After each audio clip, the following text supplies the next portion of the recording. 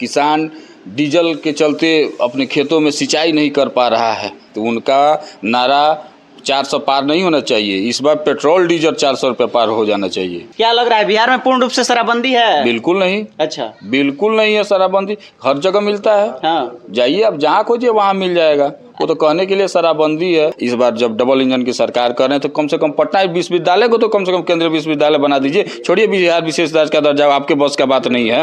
लोकसभा चुनाव को लेकर के सरगर्मी काफी तेज हो चुकी है और काफी लोगों का ध्यान इसी पे अटका हुआ था कि इंडिया गठबंधन का जो टिकट है, जो सीट का बंटवारा है, वो ज्यादा किसको मिल रहा है और बिहार में किस किस जिलों में किसको किसको टिकट दिया जाएगा।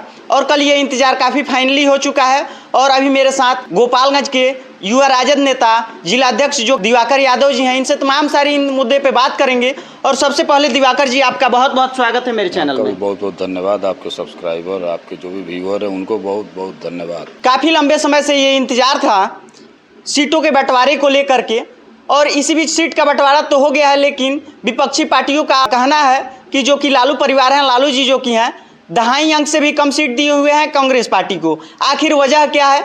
वो क्या दबाना चाहते हैं कांग्रेस पार्टी को बिहार में? ऐसा क्या बात है जो कि आलोचनात्मक पार्टियां ऐसे आरोप लगा रही है? विपक्षी जो भारतीय जनता पार्टी है जी, वो तो हमारे इंडिया गठबंधन के जो भी हमारे घटक दल हैं उनकी चिंता छोड़ दे, और उनको ये समझाने की ज़रूरत नहीं है कि राष्ट्रीय जनता दल ने कांग्रेस के साथ क्या किया और कांग्रेस ने किसके साथ क्या किया। ये बताने की ज़रूरत नहीं है। उसके लिए हमारे इंडिया घटक दल के हमारे जो प्रमुख नेता हैं वो हमारे परिपक्व हैं और वो काफ़ी हैं। उनकी सलाह की, भारतीय जनता पार्टी के किसी भी नेता की सलाह की हमको ज़रूरत नहीं है। यानी खुद आपके पार्टी के जो कि नेतृत्व करते हैं वो समझदार हैं? बिल्कुल बिल्कुल, सारे लोग समझदार हैं और हमारा ये क्लियर हो गया है कि कौन दल कितने सीटों पर चुनाव लड़ेगा। ऐसा विपक्षी पार्टियों का कहना है कि इंडिया अलायंस में दुल्हा का पते नहीं है, आखिर दुल्हा बनेगा तो कौन बनेगा? इतने दुल्हा हैं हमारे पास। अच्छा, इतने जितने भी इंडिया घटक दल के हैं, इतने दुल्हा है कि जरूरत ही नहीं है। एक दुल्हा पे थोड़ी काम होता है।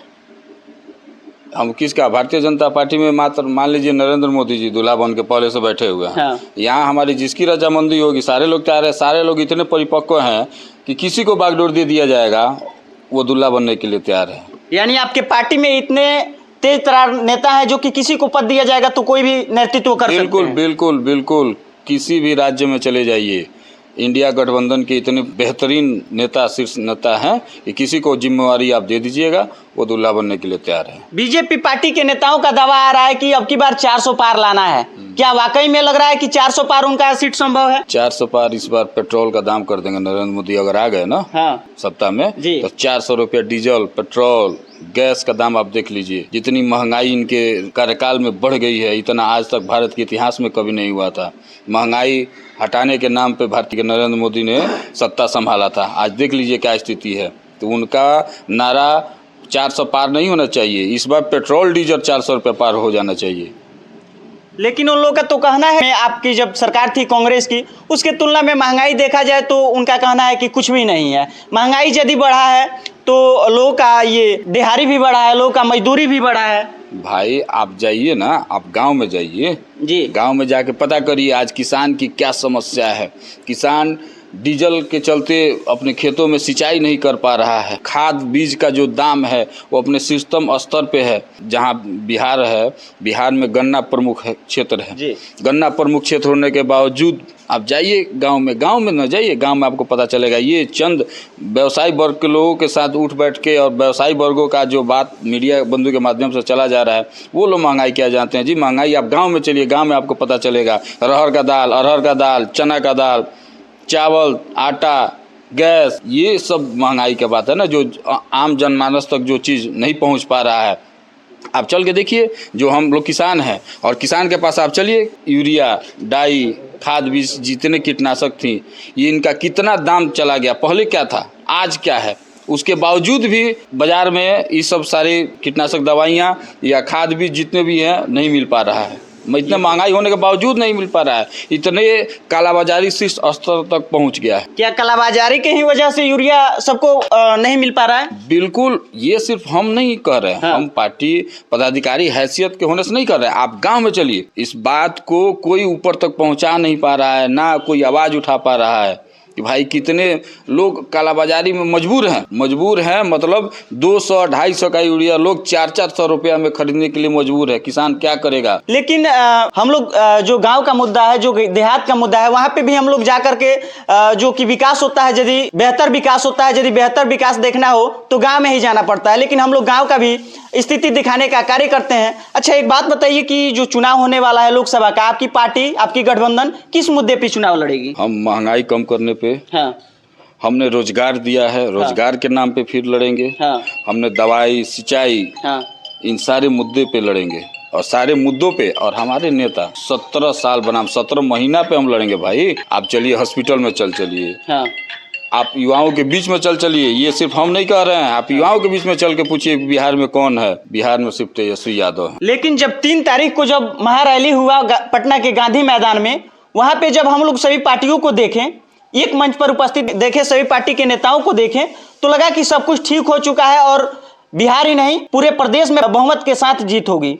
लेकिन बीच में इधर लगा कि विखंडन हो गया है। क्या लग रहा है आपको? कोई कुछ विखंडन नहीं है। अच्छा। पार्टी है, सारे सिस्टम के अनुसार काम होता है। हाँ। सिस्टम के अनुसार कल आपको मिल गया हमारे कितने कौन सा घटक दल कितने लोकसभा चुनाव लड़ेंगे, कितने सीटों पे चुनाव लड़ेंगे, ये सब कहीं कोई मतभेद नहीं है, एकदम सब चीज क्लियर है। लेकिन गोपालगंज का भी कुछ अता पता नहीं चल रहा है। गोपालगंज से कौन से प्रत्याशी होंगे? आपके पार्टी का सीट मिला हुआ है, आरजेडी के खाता में गया है, कौन से उम्मीदवार हो सकते हैं? हमारे यहाँ तो मान लीजिए बहुत सारे लोगों ने हाँ। अपनी उम्मीदवारी हमारे पार्टी कार्यालय में की है। हाँ। बाकी शीर्ष नेतृत्व अपना तय करेगा, वो जिनको भेज देंगे। राष्ट्रीय जनता दल और जितने भी यहाँ के घटक दल है सारे लोग साथ में, और अब विश्वास के साथ दे रहे हैं। लालू प्रसाद यादव का गृह जिला है। हाँ। इस बार हम लोग किला फतह करेंगे। अच्छा, एक बात बताइए, नरेंद्र मोदी जी कह रहे हैं कि 10 साल बेमिसाल हुआ है, 9 साल बेमिसाल हुआ है। क्या लग रहा है कि इतने दिनों में बिहार के लिए क्या कुछ किए हैं मोदी जी? नीतीश कुमार जी से जाके पूछिए। हाँ, ये उस पगड़ी वाले सम्राट चौधरी से जाके पूछिए। हाँ। मोदी जी से बार बार आपने मांग किया हाँ। कि भाई हमको बिहार को विशेष राज्य का दर्जा दीजिए। दर्जा क्या आपने बिहार को विशेष दर्जा क्या उसके श्रेणी में भी शामिल करने का काम किया? क्या आपने नीतीश कुमार जी बताएंगे कि उन्होंने पटना विश्वविद्यालय को केंद्रीय विश्वविद्यालय बनाने की मांग की थी? क्या उनकी ये लेवल भी नहीं है? बार बार जो इधर से उधर कर रहे हैं, इस बार जब डबल इंजन की सरकार कर रहे हैं तो कम से कम पटना विश्वविद्यालय को तो कम से कम केंद्रीय विश्वविद्यालय बना दीजिए। छोड़िए बिहार विशेष राज्य का दर्जा, आपके बस का बात नहीं है।